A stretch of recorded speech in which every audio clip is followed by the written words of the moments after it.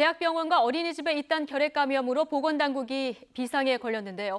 흔히 후진국형 질병이라고 불리는 이 결핵이 우리나라에 유독 많이 발병하는 원인은 무엇인지, 또 결핵 감염 예방책은 없는지 중앙대병원 호흡기 알레르기 내과 최재철 교수 전화 연결해서 얘기 나눠보겠습니다. 자, 최재철 교수님 나와 계십니까? 네, 안녕하십니까? 예, 안녕하세요. 자, 어린이집 또 중환아실 이런 곳은 특히 면역력이 낮은 유아나 신생아들이 있는 곳이라서 걱정이 먼저 드는데요. 먼저 그 이대 목동병원에 이어서 삼성 서울병원 근무자의 결핵 감염 사례가 또 나왔거든요. 이 부분에 네. 대해서 어떻게 보십니까?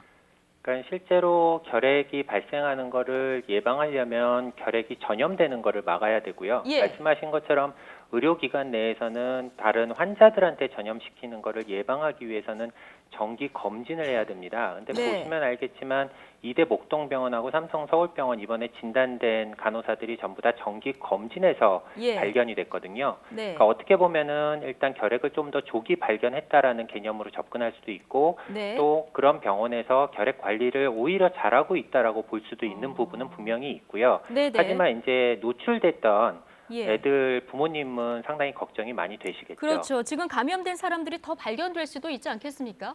그렇죠. 감염된 거는 보통 이제 환자가 노출된 다음에 2, 3개월 이후에 예. 감염 여부가 확인되는 경우도 있기 때문에 추후에 진단되는 경우도 아마 있을 겁니다. 예, 알겠습니다. 자, 경기도 광주시에서는요, 한 어린이집 아이들 20명이 지금 잠복 결핵 판정을 받았고요.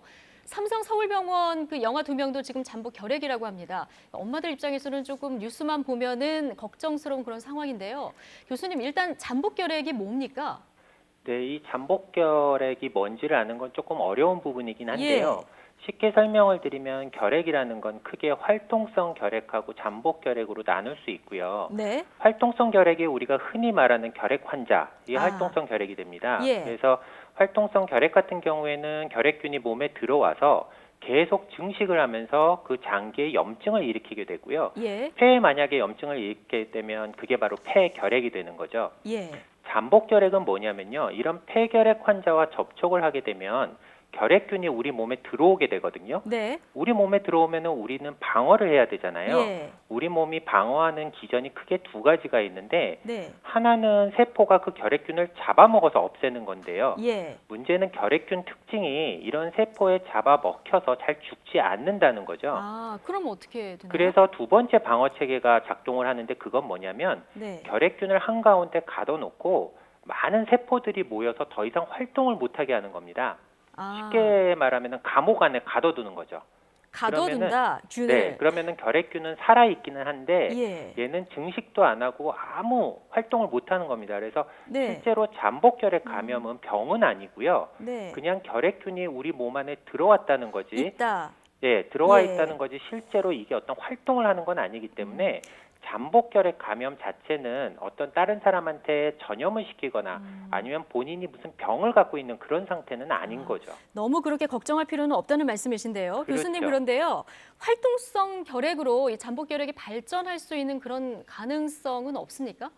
얼마나 잠복결핵 되나요? 감염은 보통 이제 활동성 결핵으로 가는 게 네. 초기 한 2년 이내에 5%, 그다음에 전체 평생 살면서 한 10% 정도가 가는 걸로 되어 있긴 평생 한데 동안 10%요. 네, 네. 10%요. 네. 그게 이제 면역력이 떨어질 때 그래서 네. 우리가 흔히 결핵을 못 사는 나라에서 걸린다라고 하는 게 예.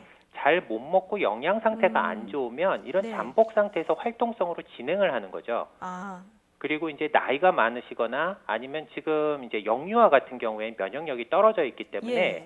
활동성으로 잘 갈 수 있기 때문에 실제로 잠복결핵을 진단해서 활동성으로 안 가게 빨리 치료하자. 이게 잠복결핵 감염을 진단하는 목적이 됩니다. 예, 교수님, 그럼 잠복 결핵인 상태에서도 약은 먹어야 되는 건가요? 그렇죠. 잠복결핵을 치료하는 것도 일종의 결핵약과 똑같은 약을 먹게 되는데 예. 우리가 활동성 결핵 치료는 4가지 약을 먹는다라고 하면 네. 잠복결핵 감염 같은 경우에는 한 가지 약만 투여를 하면 되거든요. 그래서 네. 부작용도 별로 심하지는 않고요. 이렇게 한 가지 약만 꾸준히 먹으면 나중에 활동성 결핵으로 가는 걸 예방할 수 있기 때문에 예. 실제로 잠복 결핵을 진단하고 치료하는 건 중요하고 예. 특히 제일 중요한 건 역류화죠. 그렇죠. 뉴스를 보시면은 역류화 또는 뭐 학생들에서 발생한다 이런 얘기는 있지만 어른들에서 집단 발생했다 이런 보고는 별로 없잖아요. 그렇죠. 주로 뭐 중학생 이렇게 뭐 그렇죠. 그 유치원생 이유는 역류화나 학생들 같은 경우에는 잠복 결핵을 적극적으로 진단해서 활동성으로 못 가게 하려는 목적이 가장 큰 거거든요. 네. 왜냐하면 역류화 같은 경우에는 어른들과 달리 면역력이 떨어져 있기 때문에 얘가 잠복 상태로 있는 게 활동성으로 가기도 쉽고요. 활동성으로 갔을 때 이렇게 뭐 뇌막염이라든가 아니면 파종성 결핵 같이 이렇게 심한 결핵으로 가는 예. 경우가 생깁니다. 네네. 그래서 잠복 결핵 상태는 심각한 상태가 아니기 때문에 이 상태에서 적극적으로 예방 치료를 하게 되면 네. 활동성으로 가는 걸 예방할 수 있기 때문에 예. 반드시 치료해서 결핵균을 네. 완전히 없애버리는 게 좋겠죠. 그렇군요. 그러면 교수님 말씀대로라면은 잠복 결핵의 활동성 결핵으로 가지 않게 하는 게 가장 중요하다 이런 말씀이신 거죠? 그렇죠. 예, 뭐 어떤 특별히 좋은 예방책 같은 게 있을까요? 약 먹는 거 말고 또 있을까요? 결핵에 대해서 가장 중요한 거는 정확히 네. 아시는 게 제일 중요한데 결핵은 후진국병이 아니라 전염병입니다.